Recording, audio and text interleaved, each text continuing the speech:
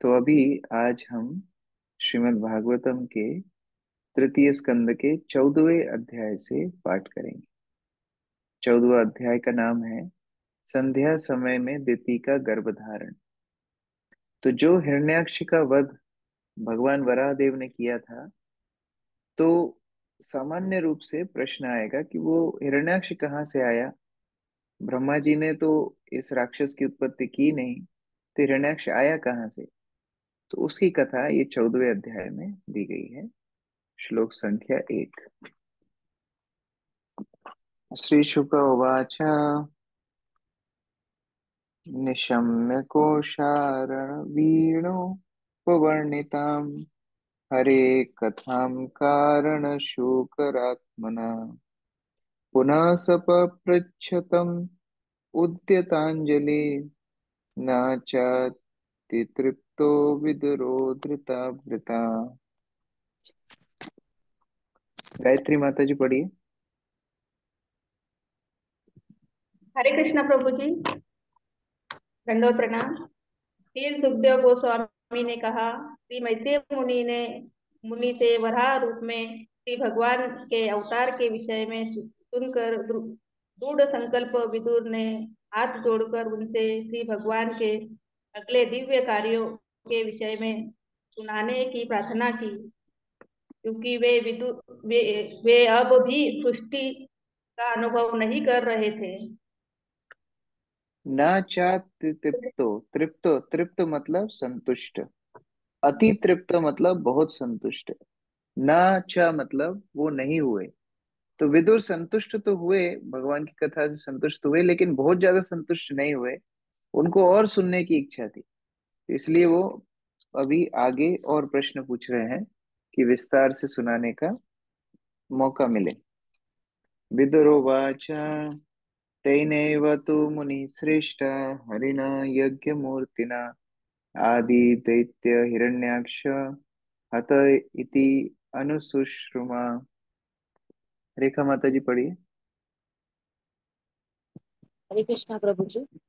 श्री विदुर ने कहा, हे मुनि श्रेष्ठ, मैंने शिष्य परंपरा से यह सुना है कि आदि असुर हिरण्याक्ष उन्हीं यज्ञ रूप भगवान वराह द्वारा मारा गया था। हरे कृष्ण। तो आगे बता रहे हैं कि मैंने शिष्य परंपरा में सुना है कि हिरण्याक्ष तो भगवान के द्वारा मारा गया। तो उसके विषय में आगे पूछ रहे हैं कि ये थोड़ा विस्तार से सुनने की इच्छा है, तो अभी भूमिका बना रहे हैं। तात्पर्य अजय प्रभु पढ़िए। हरे कृष्णा प्रभु जी, धन्यवाद प्रणाम। तात्पर्य, जैसा कि पहले कहा जा चुका है, वराह अवतार दो कल्पों में प्रकट हुए थे, स्वयंभू कल्प तथा चाक्षुष कल्प। दोनों ही कल्पों में श्री भगवान का वराह अवतार हुए थे, किंतु स्वयंभू कल्प में उन्होंने ब्रह्मांड के जल के भीतर से पृथ्वी को ऊपर उठाया था, जबकि चाक्षुष कल्प में उन्होंने प्रथम असुर हिरण्याक्ष का वध किया था। स्वयंभू कल्प में उन्होंने श्वेत रंग धारण किया था और चाक्षुष कल्प में लाल। विदुर ने पहले ही इनमें से एक के विषय में सुन रखा था और अब वे दूसरे के विषय में सुनने का प्रस्ताव कर रहे थे। ये दोनों भिन्न भिन्न वर्णित अवतार एक ही पूर्ण पुरुषोत्तम भगवान है। हरे कृष्ण पूरी। तो ये आचार्यों का टीका है, उसमें उन्होंने बताया किस प्रकार भगवान वराह देव ने ये दोनों क्रियाएं अलग अलग कल्प में की थी। एक में पृथ्वी का उद्धार और एक में हिरण्याक्ष का वध। तो दोनों ही कल्प की कथा जोड़ करके भागवत में बताई गई है, जिससे दोनों का ही रस हमको वराह देव के विषय में मिल पाए। तस्य चोद्धरतः शोणिम् स्वदंष्ट्राग्रेण लीलया दैत्यराजस्य च ब्रह्मन् कस्माद्धेतुरभून्मृदा मृदः। प्रमोदानंद प्रभु जी पढ़िए।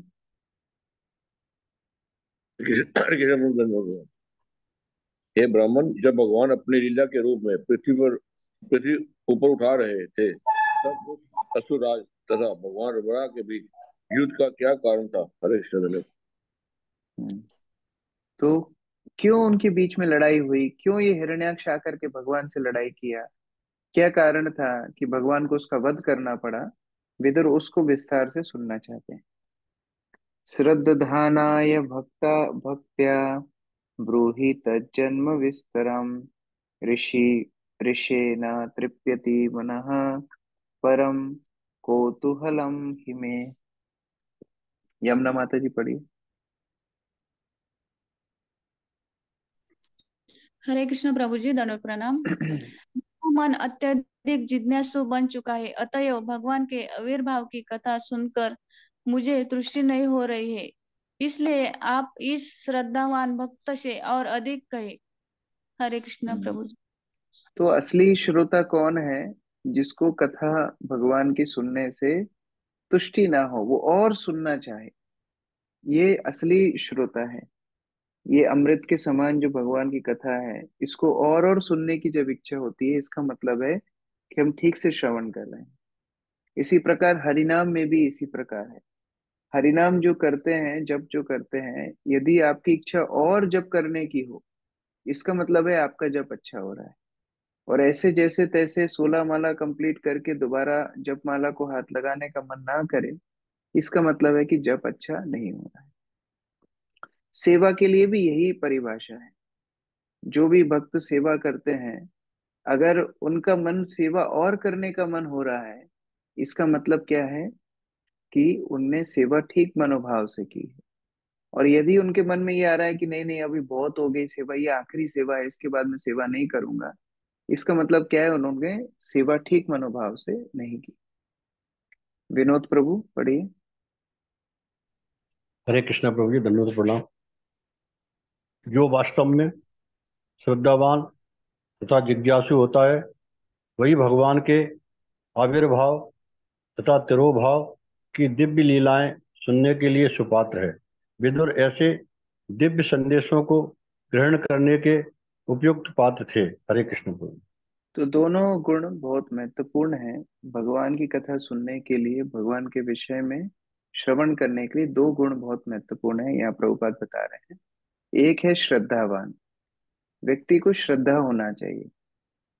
जो विषय सुन रहे हैं उसके ऊपर श्रद्धा। जिन भक्तों के जिन भक्तों से श्रवण कर रहे हैं उनके प्रति श्रद्धा। जिस परंपरा में भक्ति कर रहे हैं उस परंपरा में श्रद्धा। ये श्रद्धा बहुत जरूरी है। उन्हीं के ऊपर श्रद्धा नहीं रहेगी तो कोई भी क्रिया काम नहीं करेगी भक्ति की। और दूसरा है जिज्ञासु। जानने की इच्छा होनी चाहिए। ऐसा नहीं कि जबरदस्ती सिखाया जा रहा है, सुनाया जा रहा है, हमारी इच्छा ही नहीं है कुछ नया जानने की। ऐसा नहीं।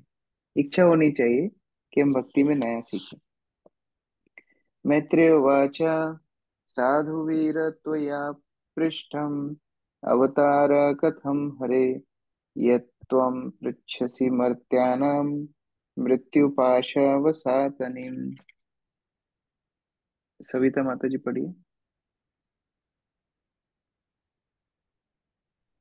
हरे कृष्ण प्रभु जी, दंडवत प्रणाम। महर्षि मैत्रेय ने कहा, ये योद्धा, तुम्हारे द्वारा की गई जिज्ञासा एक भक्त के अनुरूप है, क्योंकि इसका संबंध भगवान के अवतार से है। वे मृत्यु के जन्म मृत्यु की श्रृंखला से मोक्ष दिलाने वाले हैं। तो ये जो भगवान की क्रिया, भगवान की लीला के विषय में श्रवण करने का महत्व क्या है कि भगवान के जन्म कर्म के विषय में जो जानता है उसका जन्म मृत्यु की श्रृंखला खत्म हो जाती है। भगवान की लीला इतनी दिव्य है। तो जो जो उत्सुकता, जो प्रश्न विदुर ने यहाँ पर बताए हैं, वह प्रश्न सभी के लिए मंगलकारी है। क्योंकि भगवान का जब विस्तार रूप से लीला का व्याख्यान होगा तो वो सभी को जन्म मृत्यु के पास से मुक्त करने में समर्थ है। संजय प्रभु पढ़िए। हरे कृष्ण प्रभु जी, दंडवत प्रणाम। श्री मैत्रेय मुनि ने विदुर को विदुर को योद्धा के रूप में संबोधित किया, इसलिए नहीं कि वे कुरु वंश से संबंधित थे, अपितु इसलिए कि वे वराह तथा नृसिंह अवतारों में श्री भगवान के वीरतापूर्ण कार्यों के विषय में सुनने हेतु उत्सुक थे। चूंकि ये जिज्ञासाएं श्री भगवान के विषय में थी, अतः ये एक भक्त के सर्वथा अनुकूल थी। भक्त को अन्य किसी संसारी कथा सुनने में कोई रुचि नहीं रहती। वैसे संसारी युद्ध की अनेक कथाएं हैं, किंतु भक्त इन्हें सुनने हेतु उन्मुख नहीं होता। श्री भगवान जिस युद्ध में भाग लेते हैं वह मृत्यु का युद्ध नहीं रहता, अपितु माया पास के विरुद्ध युद्ध होता है, जिसके कारण मनुष्य को बारंबार जन्म तथा मृत्यु स्वीकार करनी पड़ती है। दूसरे शब्दों में, जो व्यक्ति श्री भगवान की युद्ध कथाओं के सुनने में आनंद प्राप्त करता है, वह जन्म मृत्यु के पास से मुक्त हो जाता है। मूर्ख लोग कुरुक्षेत्र के युद्ध में भगवान श्री कृष्ण के सम्मिलित होने के विषय में संदेह करते हैं, क्योंकि वे यह नहीं जानते कि उनके भाग लेने से उन लोगों की मुक्ति सुनिश्चित हो गई थी जो युद्ध भूमि में उपस्थित थे। भीष्मदेव ने कहा है कि कुरुक्षेत्र की युद्ध भूमि में उपस्थित सारे लोगों की मृत्यु के बाद उन्हें अपने मूल आध्यात्मिक शरीर प्राप्त हो गए। अतएव श्री भगवान की युद्ध कथाओं का सुनना अन्य भक्तिमय सेवा के ही समान है। हरे कृष्ण। तो भगवान की कोई भी क्रिया वह दिव्य होती है। भगवान माखन चोरी करते हैं तो भी दिव्य लीला है, भगवान रण छोड़ के जाते हैं तो भी दिव्य लीला है, और यहाँ भगवान युद्ध कर रहे हैं, एक असुर का वध कर रहे हैं, वो भी दिव्य लीला है। तो कई बार हमें वृंदावन की लीला सुनने में तो बहुत मजा आता है, लेकिन इस तरह लीला सुनने में मजा नहीं आता है। ऐसा नहीं होना चाहिए। भगवान की सारी लीला ही उद्धारक लीला है, सारी लीला ही पवित्र करने वाली है। तो विदुर जिस प्रकार भगवान की वृंदावन लीला उद्धव के साथ सुन रहे थे, चर्चा कर रहे थे, उसी उत्साह से मैत्रेय से यहाँ पर हिरण्याक्ष वध की लीला भी सुनने के लिए उत्सुक है। ययोत्तानपादौ पुत्रो मुनिना गीतयार्भका मृत्यो कृत्वैव मूर्धनि अङ्घ्रिम् आरुरोह हरे पदम। मुकुल प्रभु पढ़िए। हरे कृष्णा प्रभु, दंडवत प्रणाम। इन कथाओं को मुनि नारद से सुनकर राजा उत्तानपाद का पुत्र ध्रुव भगवान के विषय में प्रबुद्ध हो सका और मृत्यु के सिर पर पांव रखते हुए वह भगवान के धाम पहुंच गया। तो भगवान की कथा श्रवण करने से किस प्रकार जन्म मृत्यु से व्यक्ति छूट जाता है, उसका उदाहरण यहाँ पर मैत्रेय मुनि बता रहे हैं कि भगवान के एक शुद्ध भक्त ध्रुव महाराज, जो उत्तानपाद महाराज के पुत्र थे, ये ध्रुव महाराज ने नारद मुनि से भगवान के विषय में सुना और इतने पवित्र हो गए कि जब उनको वैकुंठ से विमान लेने के लिए आया तो एक व्यक्ति भागा भागा ध्रुव महाराज के पास आए। वो कौन था? मृत्यु स्वयं वहां पर खड़े थे।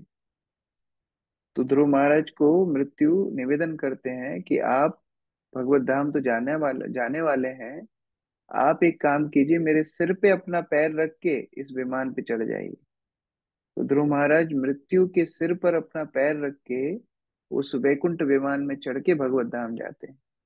तो जिस मृत्यु से पूरा संसार डरता है, एक शुद्ध भक्त उसके ऊपर पांव रख के भगवत धाम चला जाता है। तो इस प्रकार भगवान की कथा सुनना, उनका श्रवण करने का यहाँ पर फल भगवान मैत्रेय मुनि बता रहे हैं। अस्मिता माता जी पढ़िए। हरे कृष्णा प्रभु जी, दंडवत प्रणाम। तात्पर्य: अपना शरीर त्याग करते समय राजा उत्तानपाद के पुत्र महाराज ध्रुव के पास सुनंद तथा अन्य पुरुष आए, जिन्होंने भगवत धाम में उनका स्वागत किया। उन्होंने अल्पायु में, जब वे बालक ही थे, इस संसार को त्याग दिया था। यद्यपि उन्होंने अपने पिता का सिंहासन प्राप्त कर लिया था और उनके अपने कई पुत्र भी थे। चूंकि उन्हें इस संसार को छोड़ना था, इसलिए मृत्यु उनकी प्रतीक्षा कर रही थी, किंतु उन्होंने मृत्यु की परवाह नहीं की और वे उसी शरीर सहित एक आध्यात्मिक विमान पर आरूढ़ होकर उस महर्षि नारद की संगति के कारण सीधे विष्णुलोक पहुंचे, जिन्होंने उन्हें भगवान की लीलाएं सुनाई थी। हरे कृष्ण। तो ये दोनों बहुत बहुत महत्वपूर्ण है। एक तो भगवान की लीला का श्रवण किया और दूसरा शुद्ध भक्त के मुख से किया। जब ये ध्रुव महाराज की कथा हो रही है या प्रहलाद महाराज की कथा हो रही है, ये वैदिक समाज के समय था। उस समय पर mobile, TV, cinema, Bollywood, Hollywood ये सब नहीं थे। तो सामान्यतः ही राजघरानों में भगवान की कथा बोली जाती थी और शास्त्र पढ़े जाते थे। लेकिन फिर भी शुद्ध भक्त के मुख से सुनना, इसका एक अलग महत्व है। तो यहाँ पर बताया जा रहा है कि नारद मुनि की संगति के कारण ध्रुव इस प्रकार से, नारद मुनि से श्रवण करने के कारण इस प्रकार से मृत्यु को भी जय कर गए।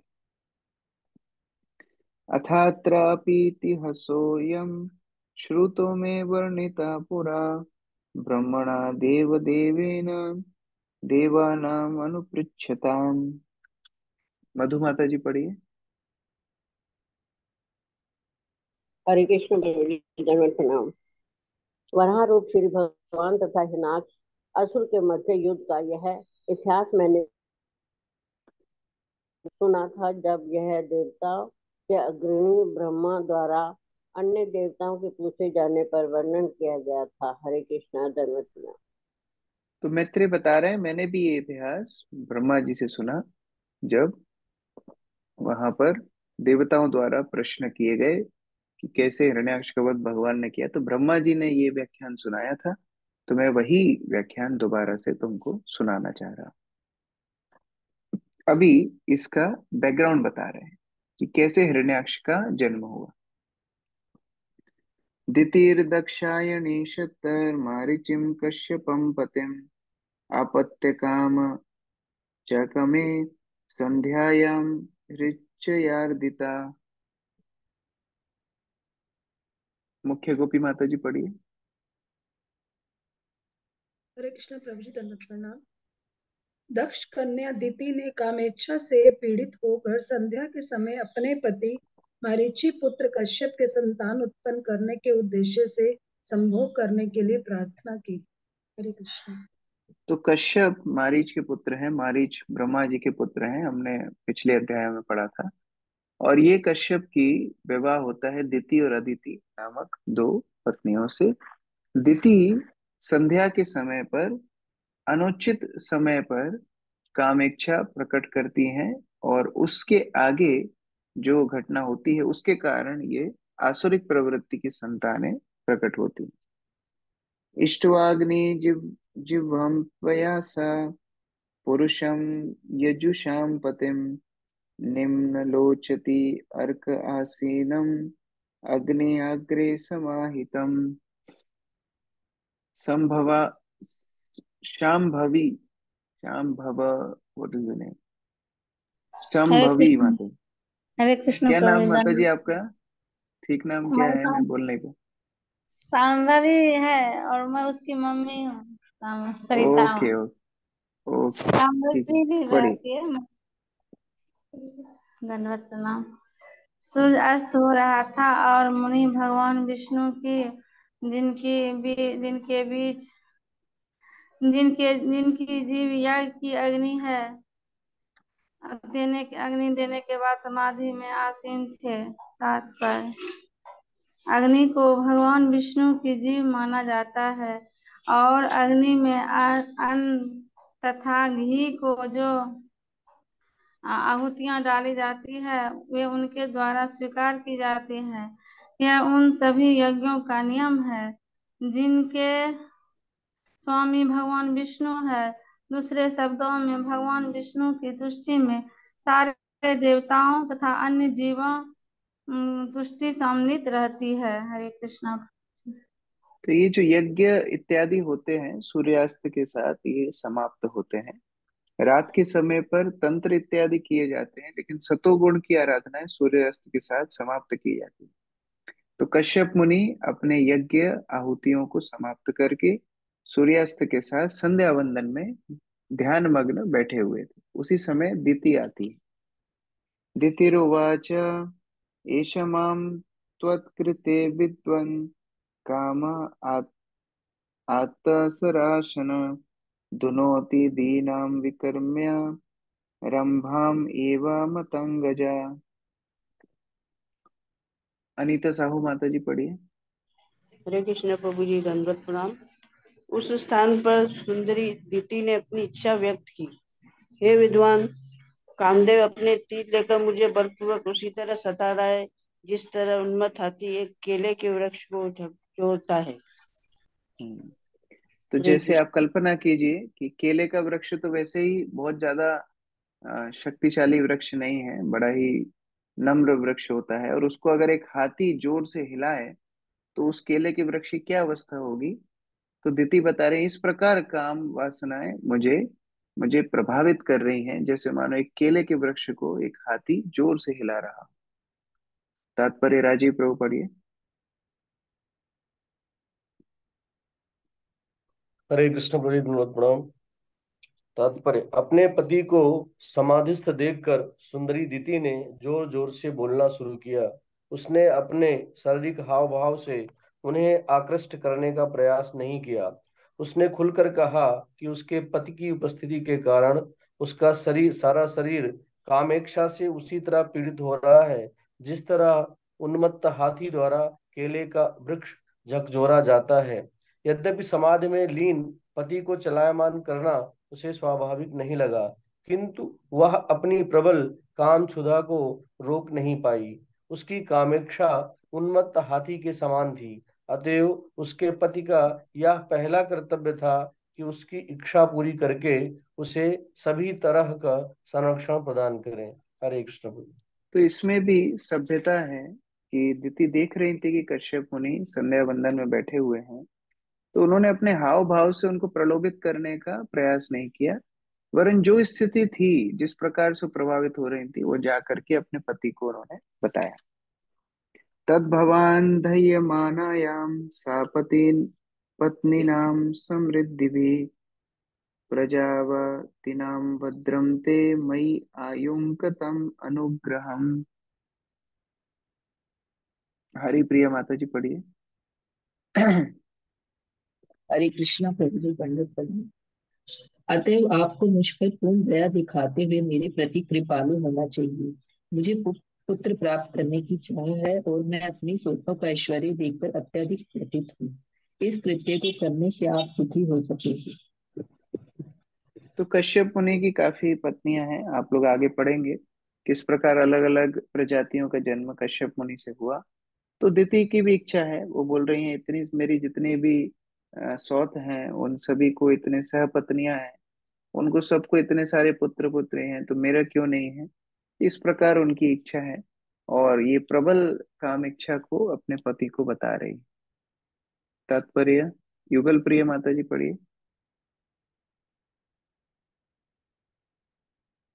हरे कृष्ण प्रभु जी दंडवत प्रणाम। भगवत गीता में संतानोत्पत्ति के लिए संभोग को धर्मोचित बताया गया है, किंतु केवल इंद्रिय तृप्ति के लिए कामोन्मुख होना उचित नहीं है। संभोग के लिए अपने पति से दिति की याचना में ऐसा कुछ नहीं था कि वह कामेच्छा से पीड़ित थी, अपितु वह पुत्र चाहती थी। चूंकि उसके कोई पुत्र न था, इसलिए वह स्वयं को अपनी सौतों की अपेक्षा हे समझ रही थी। अतः कश्यप से अपेक्षा की जाती थी कि वे अपनी प्रामाणिक पत्नी को तुष्ट करें। तो ये वैदिक सभ्यता है, प्रभुपाद जी इसके ऊपर कई बार जोर दिए हैं कि अगर पति पत्नी संभोग करते हैं तो पुत्र उत्पत्ति के लिए करते हैं। तो यहाँ पर दिति वह बात भी बोल रही है कि उनको पुत्र की प्राप्ति करने की इच्छा है, इसीलिए वो ये इच्छा को बता रही। आगे कई श्लोकों में दिति ने अपनी इच्छा को और ज्यादा स्पष्टता से प्रकट किया है, थोड़ा पति को मक्खन भी लगाया है कि आपको मैंने सिलेक्ट किया, मेरे पास कितने सारे ऑप्शन थे, इस तरह थोड़ा अपनी बात को रखा है। आगे फिर कश्यप मुनि उनकी इच्छा को पूरी करेंगे। हम लोग कल से श्लोक संख्या 12 से आगे पढ़ेंगे। हरे कृष्ण। ग्रंथराज श्रीमद् भागवतम की जय। जगत गुरु श्रील प्रभुपाद की जय। हरे समवेत कृष्ण। भक्त वृंद की जय।